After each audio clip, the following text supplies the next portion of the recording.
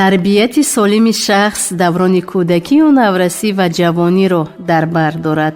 ин бор шунавандаҳои азиз тасмим дорем дар силсила барномаи зарангора рисолаи тарбияти олим ва мутафаккири тоҷиктабори ҳиндустонӣ иноятхони деҳлавиро ки барои падару модарон, мураббиёни кӯдакистонҳо, омӯзгорони дабистонҳо ва устодони донишгоҳҳо ки бевосита ба кори таълиму тарбия машғуланд дастурамали муфидест дар тарҷумаи нависандаи Юнус Юсуфӣ ва қироати ровӣ Ашури Ашурзод ба самъи шумо расонем.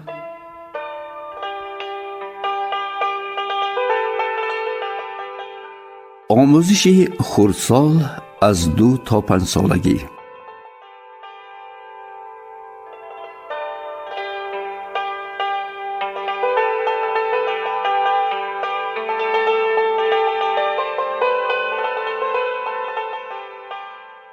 از 5 سالی زندگی کودک 2 سال اول را طفلی و 3 سال پسین را دوران خردسالی می نامیم. برخی از پدر و مادران می اندیشند که تربیت کودکی 4-5 ساله در خانه خوب است یا در کودکستان. این دوره برای کودک دوران پادشاهی است و هر گونه شتاب از سوی آموزگار به امید آموزش، دست درازی، فشار و رقابت زندگی بر سر اوست.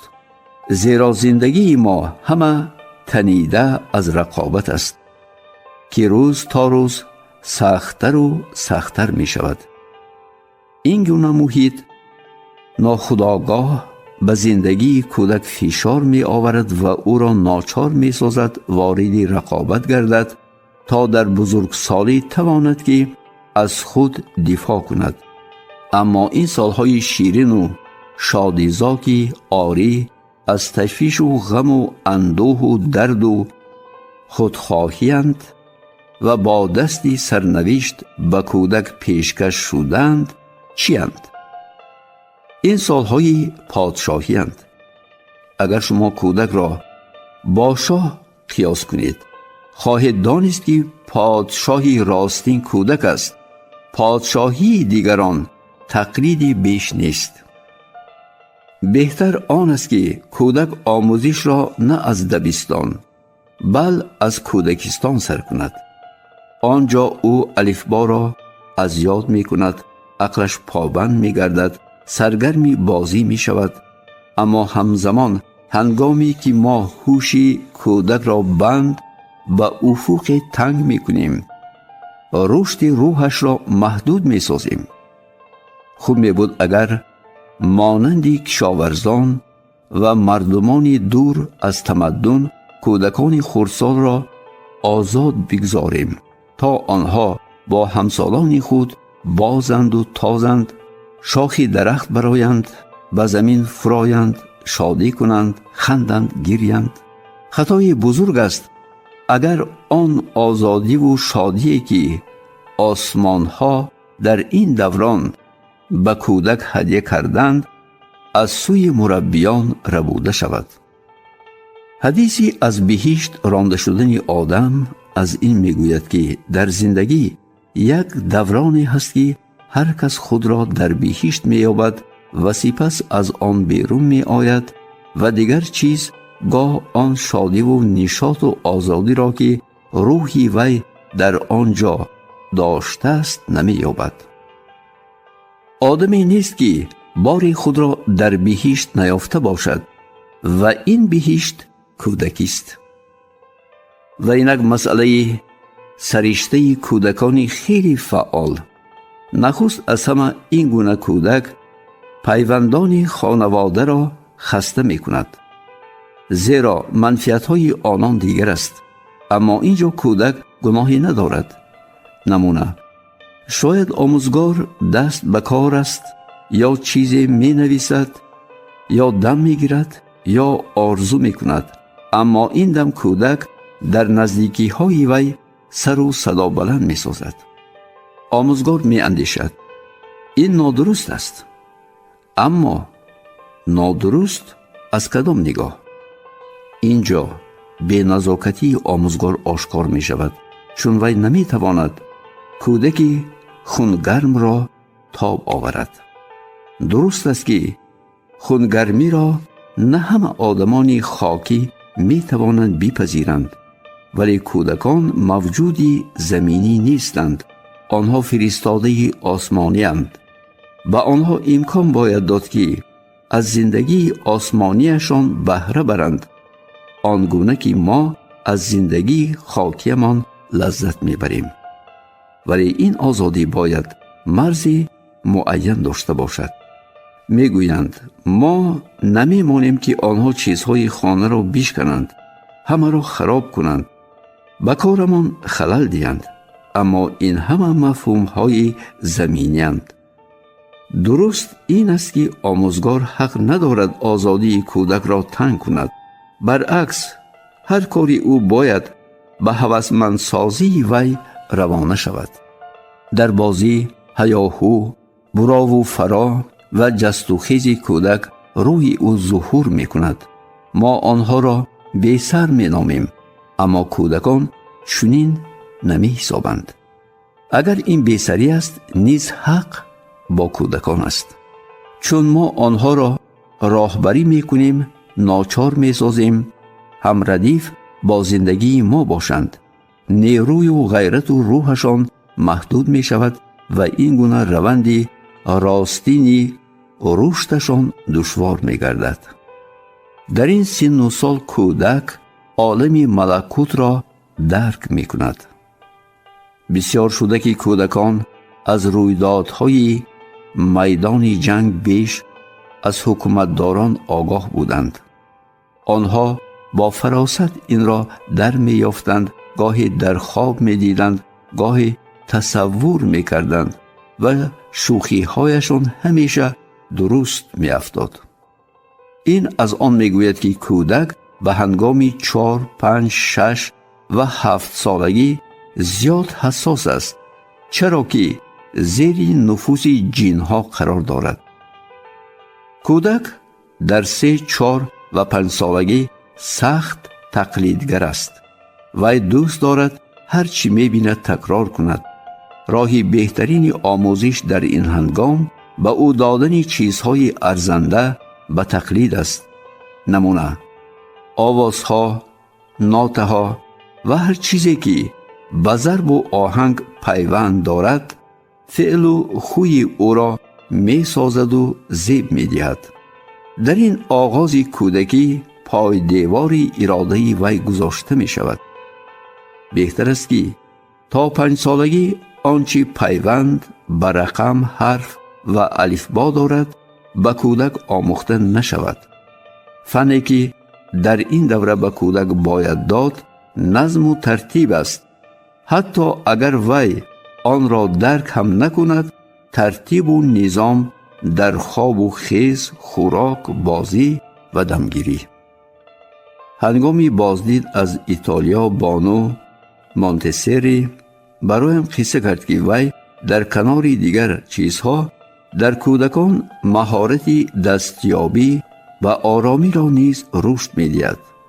پس از چند این چیز آنگونه به آنها خوش می آید که آرامی را بیشتر از بازی می پسندند. برایم سخت شگفت انگیز بود هنگامی که دیدم دخترک 6 ساله چون ساعتی آرام بودنش در رسید، رفت در و تریزه را پوشید، بازیچه هایش را غم داشت، روی کرسی نشست، چشمانش را بست و تا 3-4 دقیقه باز نکرد. طرح روی شیرینش این هنگام به فرشته می ماند. می گفتی وی این 5 دقیقه را از یک روزی بازی بالا می گذارد. آرامی کودکان را خوش می آید اگر به آن خو گیرند.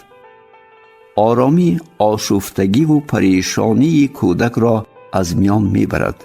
به کودکی که سرگرم بازی است، نشستن و چشم را پوشیدن تنها در آغاز خوش نمی آید.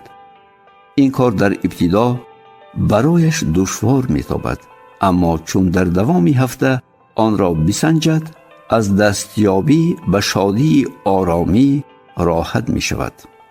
گاهی به هنگام آشفتگی کودک از سوی آموزگار یا پرستاری او خواهش دلخوشی کردن مشاهده می شود. این کار گویا برایشان گونه از سرگرمی است، چون کودک را دوست می دارند. یک جنبشی بیجای دستی او به هیجان می آوردشان. آنها به این رفتار کودک اهمیت داده و آن را دنبال کرده و پذیرفته و این خو را در او پابرجا می سازند. بهتر آن است که آن را نادیده گیرند، نپذیرند، حتی اندیشش را نکنند. کودک می تواند آشفته باشد، اما برابر نادیده گرفتن آموزگار این عادت از میان می رود. کمبودی دیگری نیز دارند آموزگاران. روح افتادگی به هنگام آشفتگی کودک. این نیز نادرست است، زیرا با آشکار ساختن نومیدی به آشفتگی کودک نیرو می بخشد. تربیت صبری گران می خواهد. چند شکیبا باشید و با کودک خردمندانه کار گیرید، همان اندازه به رشد روحی او یاری می دهید. آشفتگی کودک در هم کلان سال سببی نهانی دارد که می تواند پیوند به تن داشته باشد. سببی جسمانی باشد که اطرافیان پی نمی برند. آنها می اندیشند که کودک مادرزاد عصبانی است. آنها جای آن که سبب آشفتگی را در تن کودک جویند، این صفت را در نهاد او پیوند می دهند.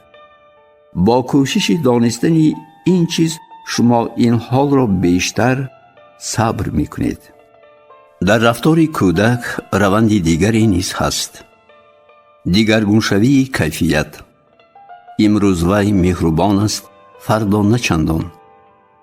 روزهای مانند فرشته است، روزهای نه. در این دوره بیشتر غمخوار و مهربان باید بود. تا حالی نااستواری کودک را دنبال کرده توانید، اما از اندازه بیش اراده خود را بر سر او بار نکنید. نمونه: اگر کودک خواهش سختی گریه، خنده، بازی یا شکستن چیزی دارد، بهتر است هوش او را بند به چیزی دیگر سازید. اگر وی زیاد بخندد، هوش او را روانه به چیزی کنید که عقلش را بند می سازد. این کار او را آرام می کند و هوشش را از فکری که سبب خنده‌اش بود برمی کند. به هنگام گریه نیز می توان همین کار را کرد. این گونه در زندگی او موازنت پایدار می گردد. آیا در زندگی کودک دین نیز جای دارد؟ پاسخ این است: بهترین زمانی که می شود تخم دین را در زمین دل کودک کارید کودکی است، زیرا این دوران است که فرشته خویی حالا تازه و پابرجاست و صفتهای جین نو روبروش دارد. چگونه می شود به کودک دین آموخت؟ قدیمترین درس که همه پیامبران و آموزگاران دادند درس از خدای ارمانی است و آن بهترین درس ها بود و هست. چگونه باید به کودک غایه خدای مهربان، خدای بخشنده، خدای برپادارنده زمین و زمان را داد. اگر در نهاد کودک اخگری روحانیت هست، در 5 سالگی از خود درک می دهد. به نظر می رسد که محبت به نیایش، محبت به خدا، احساس مقدسات، ارج به دین در نهاد کودک همیشه بوده است. وی با همین ها به دنیا آمده است. گاهی در نوزادی که به دوره کودکی گام می نهد، پدیده های پارسایی و روحانیت روشن مشاهده می شود. روحانیت مادرزاد است و آنگاه که در کودک آشکار می شود باید دانست که وی آن را از آسمان آورده است. در بسیار موردها کودک نظر به کلانسال در شناخت خدا حساستر است، زیرا کلانسالی فرو رفته در گیرومان این جهان کیها خدا را فراموش کرده است. وی تنها این جهان را می بیند. کودک حالا این جهان را کشف نکرده است. از این رو خدا را خوبتر می شناسد. هنگامی که این گونه امکان از دست می رود، کس در کلانسالی کمبود در خود می یابد و می اندیشد. چی خوب بود اگر من خدا را می شناختم. اما اینک دیر شده است. شناخت خدا برایش دشوار است، زیرا دانه در وقتش به خاک نافتاده است. آدمانی بیشماری هستند که به دنبال در کودکی از سوی پدر و مادر نرسیدن غایه خدا در شناخت خدا دشواری میکشند. اما روح همیشه طالب خداست. ولی آموزگار هوشیار باید باشد تا در نهاد کودک همراه با ارزش‌های دینی تخمی آشتی ناپذیری نکارد. اگر چنین شد، این خطای اصلاح ناشدنی خواهد بود. آشتی ناپذیری به این معنی است: در آغاز کس به خدا باور می کند.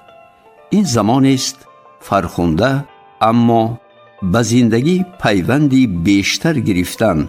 وی برای مسجد و معبد خود به مبارزه برمیخیزد. آن برایش غایه اساسی می شود. هنگامی که او بیشتر رشد می کند، به دینهای دیگر با نفرت می نگرد. این گونه کس بیشتر و بیشتر در این غایه فرو می رود. همین است تندروی و آشتی ناپذیری. اگر کودک از خردی زیر این بار بماند، هدف اساسی از دست می رود. مقصد یکتای دین تا به ارمان عالی بالا بردن کودک است.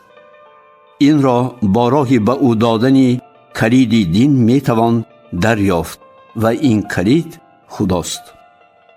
آموزگار سخت باید بکوشد که به کودک در جاده دین مطلبی دشوار که وی نمی تواند بفهمد ندهد. آموزگارانی هستند که سرشار غایه های فلسفی اند. نسبت به دین نهادی ویژه دارند و می خواهند آن را به سر کودک بار کنند. ولی این گونه آنها به جای دادن درس نخست به کودک بیشتر ضرر می آورند، زیرا این همه برای او دشوار و هضم ناشدنی است. این مانند به آن است که به میسه آبی زیاد داده شود، میسه نمی تواند آن را بپذیرد و سرانجام خزان می شود، می میرد. آموزگارانی زیادی هستند که با کودک به زبان فلسفه حرف می زنند، زیرا لبریز از این نقطه نظرند و می خواهند بخش از آن را بر سر کودک بریزند. ولی اگر کودک در آن فرو رود، همه را از یاد می برد. ما باید کودک شویم تا توانیم کودک را تربیه کنیم. به کودک با زبان خودش باید گپ زنیم و مطلبی را بدهیم که فهمد و بپذیرد. باری دایه نزدم آمد و گفت: کودک پرسش های عجیبی میکند که من نمی توانم پاسخ بدهم. من گفتم: چی پرسش است آن؟ او گفت: پیش از نماز خفتن کودک از من پرسید: اگر خدا در بالا در آسمان است، چرا من باید زمین را سجده کنم؟ دایه سخت آشفته و پریشان بود. وی نمی دانست چی گوید. اما اگر کودک به پرسشش پاسخ نگیرد، از این دم به پس باورش می شکند، زیرا این زمان است که روح می خواهد بر رزم و راز زندگی برسد. من به کودک گفتم: آری، خدا در آسمان است، ولی پایهای او کجاست؟ در زمین. هنگام نماز تو به پای او می رسی. وی فهمید که هرچند خدا در آسمان است، اما هنگام سجده این می تواند تا به پای او برسد. وی به تمام راضی شد.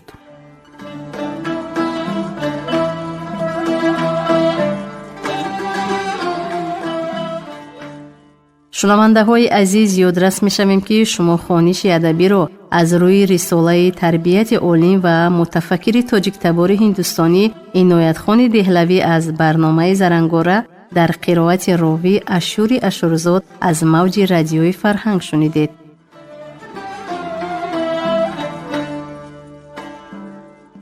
омӯзишу парвариш барои навзод ҳеҷ гоҳ зуд нест. тарбият бояд аз соати зодан оғоз шавад.